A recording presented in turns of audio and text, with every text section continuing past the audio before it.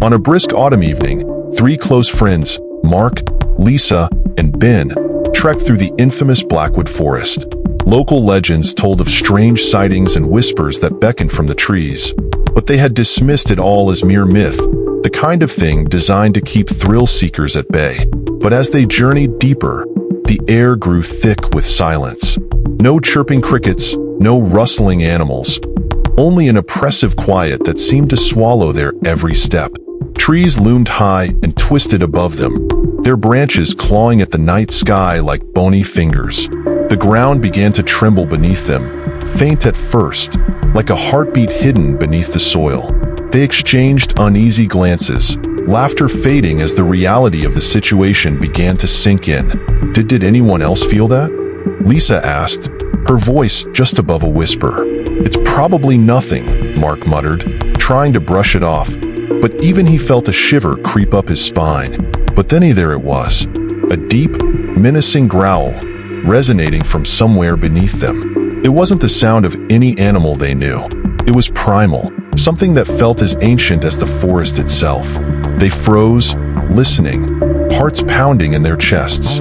Before any of them could react, the ground in front of them cracked and shifted. Soil began to part as if something colossal was trying to claw its way up to the surface. They staggered back, panic flashing in their eyes as a giant figure began to rise from the earth. A creature formed from twisted roots, compacted dirt, and vines that slithered around it like hungry snakes. It was an earthen monster, a monstrous figure with hollow, glowing green eyes staring right at them. Mark gasped, grabbing his friends by the arm, pulling them back. "Run!" he yelled, but his voice barely escaped his throat. The creature took a heavy step forward, and the ground shuddered with its weight. Its voice rumbled, like stones grinding against one another. "Trespassers," it growled, each syllable sending a fresh wave of terror through the three friends. They tried to run, but the vines from the creature slithered out, like fingers searching the forest floor. Ben tripped, and one of the tendrils coiled around his leg, yanking him toward the monster. He screamed, clawing at the ground, his eyes wide with terror. Lisa turned, gripping Ben's hand. "No, hold on." With a desperate yank, Mark and Lisa managed to free Ben, and they stumbled back, their breaths coming in ragged gasps. But the monster's vines only grew more frenzied, reaching out with terrifying speed, twisting around tree trunks, lurching closer with every second. Just when they thought they'd escaped, Lisa felt something tighten around her ankle. The vines had her now, pulling her back, inch by inch. She looked up at her friends, panic in her eyes. "Help me, please." Mark grabbed a fallen branch and swung at the creature, but it didn't even flinch. Each blow broke pieces of the creature away, but it seemed to grow angrier, its green eyes burning brighter, its growls echoing through the forest like thunder. Then, as if a dark realization dawned, the creature leaned closer to Lisa. She could feel its breath, damp and earthy, as it spoke in a voice that felt like it was crawling into her mind. "You have disturbed the ancient soil. Now, you will pay the price." Ben, in a desperate move, pulled a lighter from his pocket, flicking it to life and waving it at the creature. The flame was small, barely illuminating the darkness around them, but as soon as it caught the creature's gaze, it recoiled.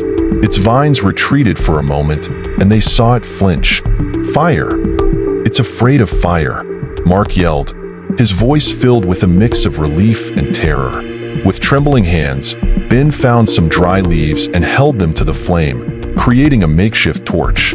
The creature screamed, a bone-chilling wail that shook the trees around them, as Ben thrust the torch toward it.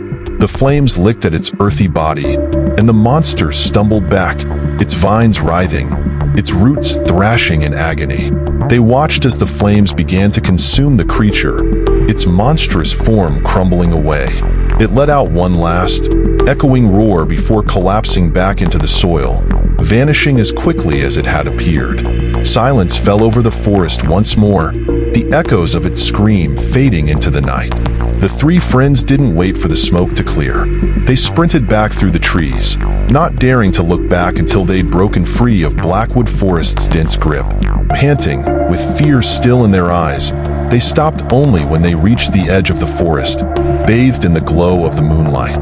They stared at each other, speechless, each one realizing that they had narrowly escaped something beyond explanation. Mark swallowed hard, his voice barely a whisper. "We don't speak of this, ever." They nodded in agreement, their faces pale, as they left the forest behind, feeling its ancient eyes still watching them, even as they walked away. They knew they had trespassed into something far beyond their understanding, and as they left, they could feel it, the weight of Blackwood's curse clinging to them, a reminder that some things are meant to stay buried.